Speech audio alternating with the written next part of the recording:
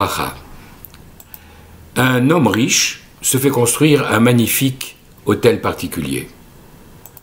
Alors qu'il est installé avec sa famille, un jour, un étranger vient frapper à la porte en lui disant « Votre maison me plaît, je suis prêt à vous offrir le prix que vous souhaitez, je veux absolument l'acheter. » Le propriétaire dit « Il n'en est pas question, j'ai mis beaucoup de passion, d'argent, de moyens, de sentiments dans la construction de cette maison, je ne la vendrai pour rien au monde. »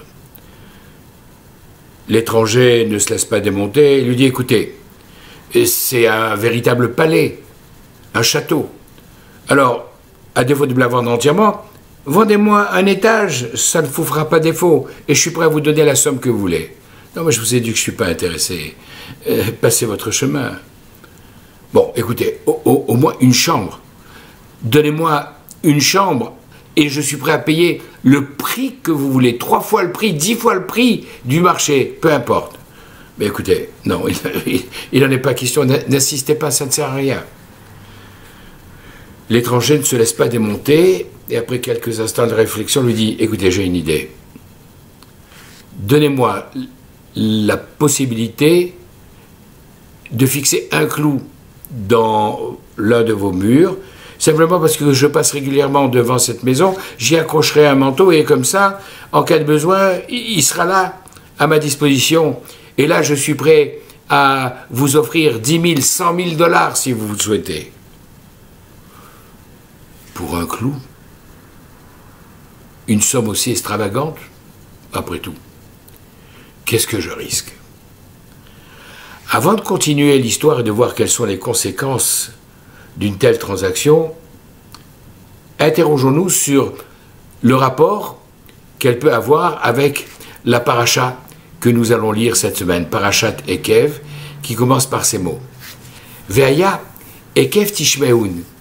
Et comme conséquence de votre obéissance aux lois et la fidélité que vous aurez à les accomplir, alors, Veshamar Hashem Elokecha lecha et haberit ve'et hachesed.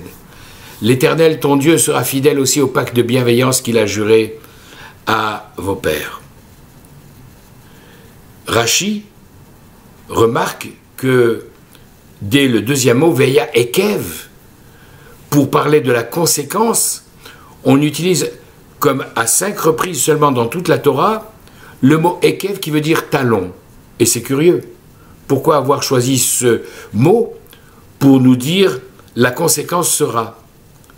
Et Rachid de nous expliquer au nom du Midrash qu'en fait, la Torah veut attirer notre attention sur le fait qu'il y a des commandements qui nous paraissent légers et qu'on peut être amené à piétiner de nos talons.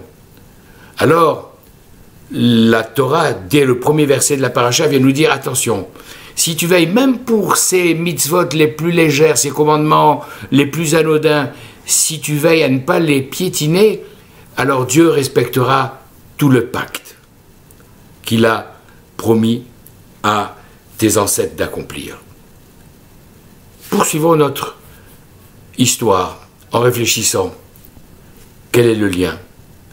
Bien entendu, si le Yetzer Hara vient, le mauvais penchant, vient essayer de nous tenter en disant « je veux tout votre hôtel particulier, tout votre édifice, je vous veux entièrement, d'un seul coup. » Alors là, pas question. S'il nous demande par exemple de nous livrer à l'idolâtrie, d'abjurer notre foi, comme des milliers, des dizaines de milliers, des centaines de milliers de nos ancêtres, de juifs, qui ont préféré monter sur le bûcher de l'Inquisition plutôt que de renoncer à leur foi, nous refuserons. Même si ce n'est pas tout l'édifice, mais un étage.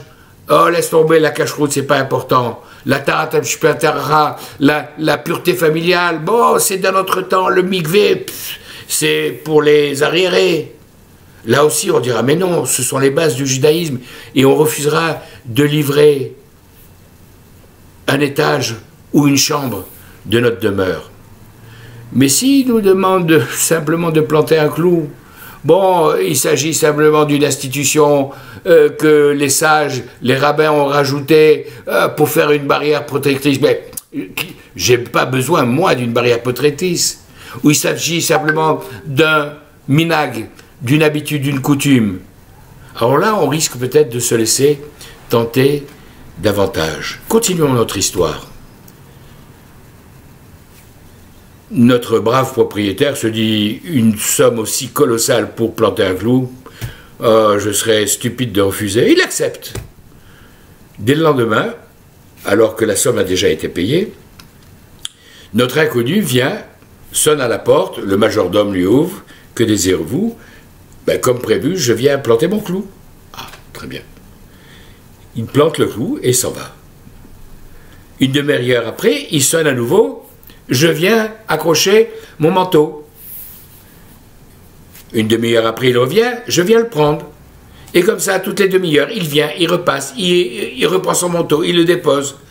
À la fin de la journée, le brave propriétaire n'en peut plus.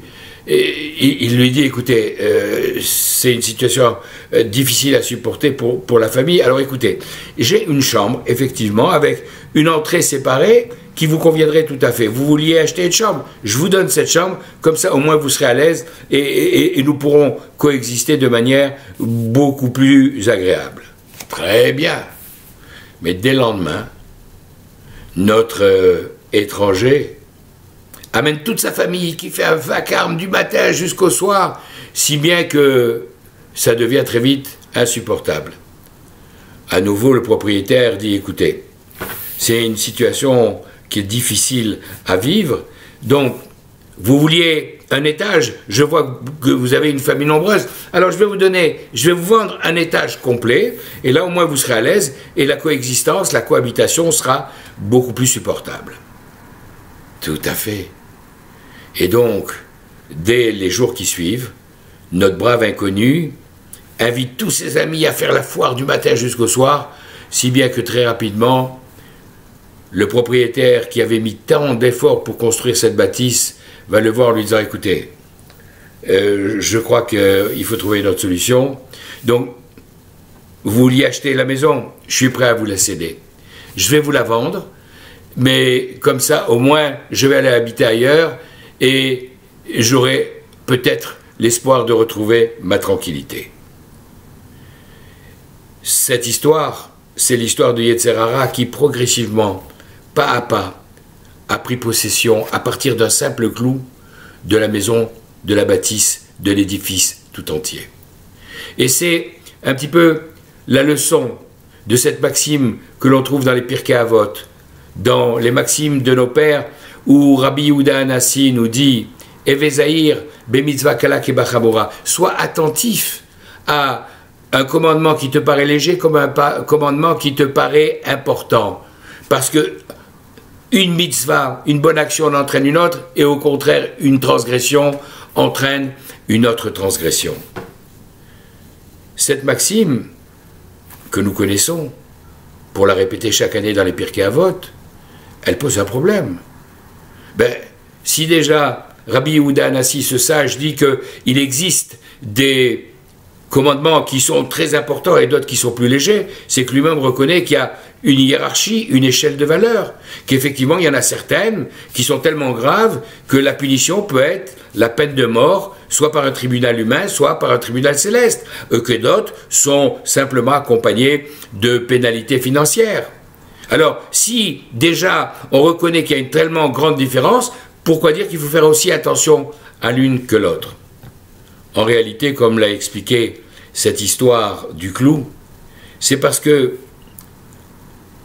ces mitzvot, ces commandements, petits ou grands, sont l'expression de la volonté de Akadosh Baruch Hu, du Saint béni soit-il, à qui nous devons obéir. Et si nous nous laissons séduire et que nous transgressons un petit commandement ou un grand, nous montrons que nous refusons, à Dieu ne plaise, son autorité sur nous, et que le véritable maître de la maison, à partir d'un clou, jusqu'à prendre possession de tout l'édifice, ça va être le Yetzer Hara. Et c'est la raison pour laquelle il faut ne pas laisser le Yetzer Hara mettre le pied dans la porte pour la bloquer et pas accepter qu'il plante ne fût-ce qu'un seul clou. Soyons attentifs à ne pas piétiner avec nos talons la moindre mitzvah, même si elle nous paraît légère, parce qu'effectivement les conséquences peuvent être désastreuses. Et pour terminer sur une note positive, rappelons la suite du verset. On nous a dit, comme récompense, si tu écoutes, si tu obéis aux commandements de Dieu et si tu es fidèle pour les accomplir comme il convient, l'Éternel, ton Dieu, sera fidèle aussi au pacte de bienveillance qu'il a juré à vos pères. Et le verset suivant, le deuxième de la paracha, nous dira « Va'evcha » à ce moment-là, il t'aimera. « Uverachecha » il te bénira. « Ve'irbecha » il te multipliera. Essayons d'écouter cet enseignement pour nous rapprocher le plus possible de la volonté de Akadosh Baruch Hu et pouvoir ainsi mériter toutes ces bénédictions. Shabbat Shalom, Vechol Tuv.